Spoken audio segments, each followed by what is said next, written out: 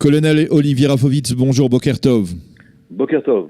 Merci d'être avec nous ce matin, en cette matinée, on va dire, un petit peu particulière, bien qu'on en ait vécu des matinées de ce type au cours des derniers mois, des dernières années.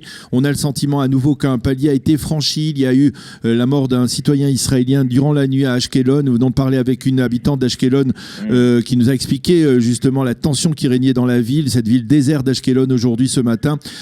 À votre avis, que peut-on faire face à ce problème qui d'emblée semble insoluble? Est-ce que l'on s'achemine à votre avis vers une escalade de la violence, vers un renforcement de ce round de confrontation, de cette guerre entre le Hamas et le djihad islamique, où on va arriver à nouveau à un cessez-le-feu pour différentes raisons, peut-être parce que c'est l'Eurovision ou les fêtes de Yom Ha'atzmaut? Expliquez-nous.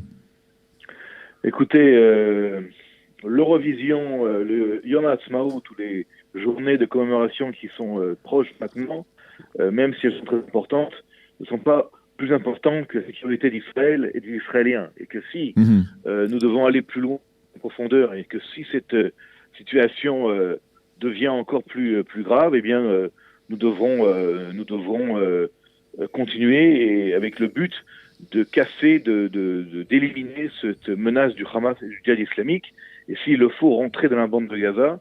Mais encore une fois, les scénarios sont multiples et pour l'instant, il faut attendre la décision du cabinet aujourd'hui, durant la matinée. Est-ce que vous avez le sentiment que le gouvernement, Binyamin Netanyahou, veut justement casser le Hamas, veut justement casser le djihad islamique, ou alors finalement on continue à jouer à une sorte de jeu d'équilibrisme entre la volonté de juguler, en tout cas d'une certaine manière, les activités subversives du Hamas et le désir de le maintenir tout de même au pouvoir pour qu'il y ait plusieurs entités palestiniennes, pour que l'on n'ait pas de règlement du conflit israélo-palestinien possible dans l'avenir?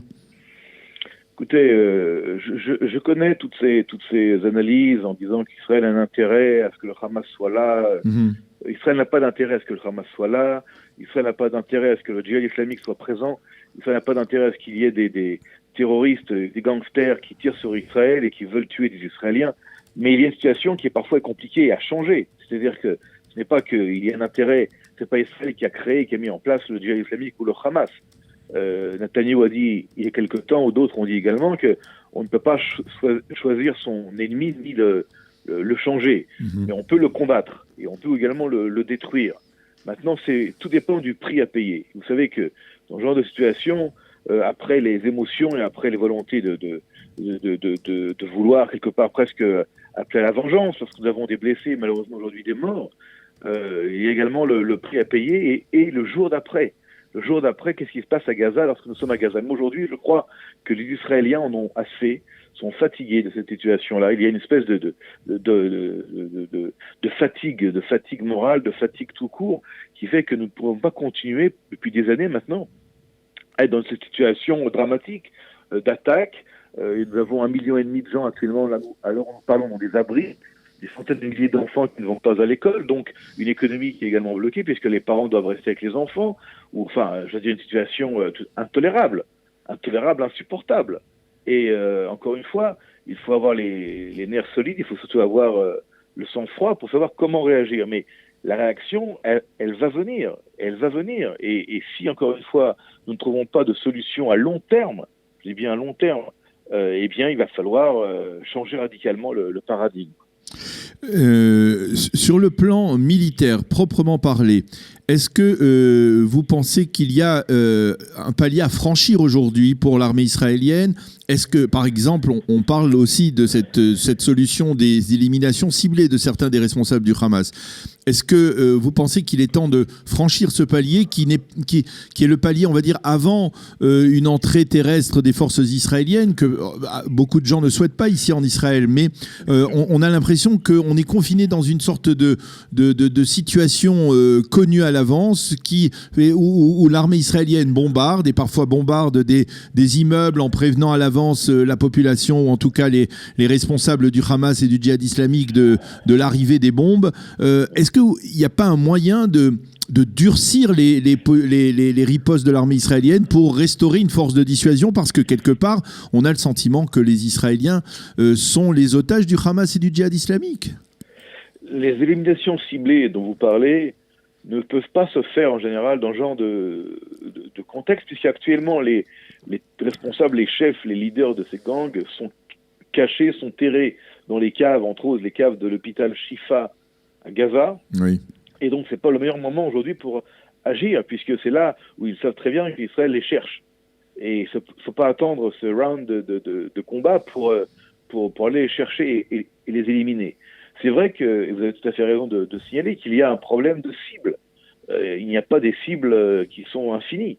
Lorsque vous avez détruit des centres de production d'armes, de munitions, des centres du renseignement, des centres de coordination militaire du Hamas et du djihad islamique, vous n'allez pas aller chercher des terrains vagues ou des poulaillers du Hamas ou du djihad islamique. Il faut trouver des cibles. Et il y a aussi ce problème de savoir quelles sont les cibles à toucher, puisqu'il y a également du côté d'Israël, ne l'oublions pas, une volonté de ne pas rentrer dans une escalade qui ne servirait à rien, où il y aurait aussi une critique internationale si, et c'est ce que veut le Hamas, des civils ou des gens sont simplement pris dans ces attaques, alors qu'ils ne sont pas responsables, eux-mêmes étant des otages du Hamas et du djihad islamique. Donc tout cela réuni fait qu'il y a aussi une difficulté, je dirais, tactique, micro-tactique et stratégique du côté israélien à agir dans cette bande de Gaza qui est un véritable piège.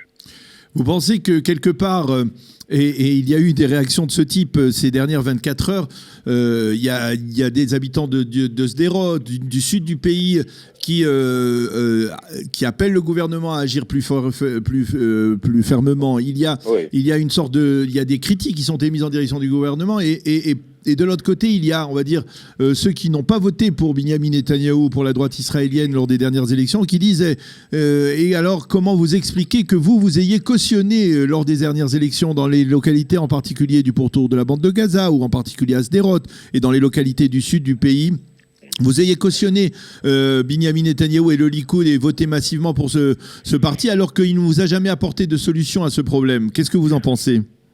J'en pense que ces critiques-là sont tout à fait ridicules actuellement et qu'il y a ici un besoin d'abord de réunir les forces et de frapper fort le Hamas et le djihad islamique et pas d'entrer dans une espèce je dirais, de discours ridicule politique et même politiquement correct. Vous savez, j'ai entendu des généraux qui n'ont pas été élus en disant oui, ils critiquent les gens qui ont voté pour Netanyahou, mais là c'est du n'importe quoi. Et je crois que excusez-moi, mais c'est pas du tout ni le moment ni l'heure de rentrer dans ce dialogue ni dans cette analyse. Nous sommes à l'heure actuelle dans une situation où l'État d'Israël est attaqué. Le Hamas, le djihad islamique attaque tout l'État d'Israël, tous les Israéliens. Ils n'attaquent pas seulement tel ou tel parti ou tel groupe. Et pour eux, il n'y a aucune différence. Et c'est effectivement pas simple. C'est pas simple du côté israélien de trouver la solution. Vous savez, les militaires aujourd'hui qui sont du parti Kahol Lavan, qui étaient entre autres à la tête de l'armée, eux aussi, à un moment donné, étaient face au Hamas, et aucun d'entre eux non plus n'a donné des solutions précises et nouvelles. C'est-à-dire que la solution, elle est compliquée. Elle est compliquée, alors maintenant ils peuvent dire j'ai d'autres solutions, mais il n'y a pas de solution magique. La solution sera aujourd'hui, avec quand même l'aide de l'Égypte, parce que l'Égypte joue un rôle très important, de trouver une action coordonnée, qu'elle soit militaire et politique à la fois, pour trouver une solution à long terme. C'est ça la problématique, c'est de trouver une solution à long terme. C'est pas de faire une opération coup de poing qui, d'ici 3 mois, 4 mois, remet de nouveau la même problématique. Et pour trouver une solution à long terme, la seule solution, elle est connue, mais elle est compliquée, c'est la destruction, la fin du régime du Hamas et du djihad islamique, avec un remplacement. Maintenant, qui les remplacerait? Ça, je ne veux pas rentrer maintenant dans cette analyse, c'est un autre sujet. Et comment les remplacer? C'est aussi un autre sujet, mais la destruction de ce régime me semble aujourd'hui être une obligation, parce qu'avec eux, on ne pourra jamais, absolument jamais, obtenir quoi que ce soit de long terme. Ce sont des gangsters, ils veulent de l'argent. Aujourd'hui, ils se battent. Vous savez, les gens oublient, mais ils se battent aujourd'hui contre Israël parce qu'ils veulent des millions de dollars. C'est vraiment des gangsters, des mafieux. D'ailleurs, c'est le terme que j'utilise souvent dans mes analyses publiques. Ce sont des gangsters. Il n'y a pas de terroristes, il n'y a pas d'islamistes, il n'y a pas de nationalistes palestiniens. Ce sont des gens qui veulent des millions de dollars et ils vous disent, vous me donnez les 30 millions de dollars, j'arrête de tirer. C'est quand même un peu paradoxal, Olivier Rafovitz. On est dans une situation où le Hamas, dans le sud du pays, fait la guerre parce qu'il veut justement les centaines de millions de shekels ou de dollars du Qatar. Et de l'autre côté, l'autorité palestinienne refuse les centaines de millions de shekels que l'État d'Israël propose dans le cadre des arriérés de TVA qu'il doit verser dans le cadre des accords de Paris. C'est quand même un peu, on est dans une situation d'absurdité quand même. Un peu quelque part. Hein. C'est pas nouveau, mais Abou Mazen, laissons l'autre côté pour l'instant, lui, vous savez, il a un intérêt premier, c'est qu'Israël fasse le sale boulot et mette le Hamas hors état de nuire, puisque c'est son ennemi juré. C'est ça. Donc pour l'instant, si vous voulez, et ça aussi il faut le dire, c'est-à-dire que les Palestiniens de Ramallah et Abou Mazen, Mahmoud Abbas en premier lieu, veulent la destruction du Hamas. Ils ne sont pas capables de le faire. Et la clé de cette destruction, c'est Israël. Donc ils veulent également pousser Israël à bout. Donc ils ont un intérêt double et un intérêt, si vous voulez, inversé. C'est que d'un côté, ils sont ennemis d'Israël, mais ils veulent que le Hamas, en fait, soit détruit par Israël pour aller plus loin. C'est aussi un autre paradoxe. On est dans beaucoup de paradoxes. Et là, Israël doit être extrêmement intelligent et prudent. Nous sommes intelligents, nous sommes prudents, mais encore une fois, on peut rentrer dans Gaza, vous savez, et recupérer Gaza. Ça peut être très rapide et ça peut être aussi fait de manière assez facile entre guillemets au niveau militaire. Mais il y aura des pertes, il y aura un prix à payer.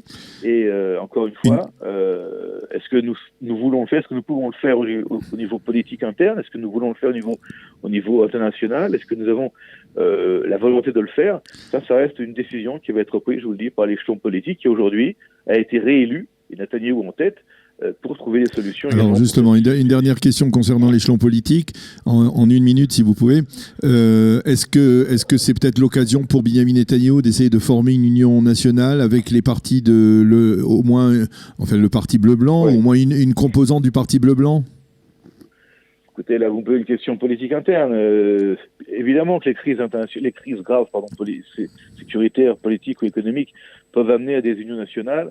Pour l'instant, ça ne me paraît pas du tout la voie qu'il cherche, et je pense que l'opposition aujourd'hui n'a pas du tout envie d'entrer dans cette union nationale, à moins qu'il y ait des choses que je ne connaisse pas à l'heure où je vous parle et que peut-être elles auront lieu.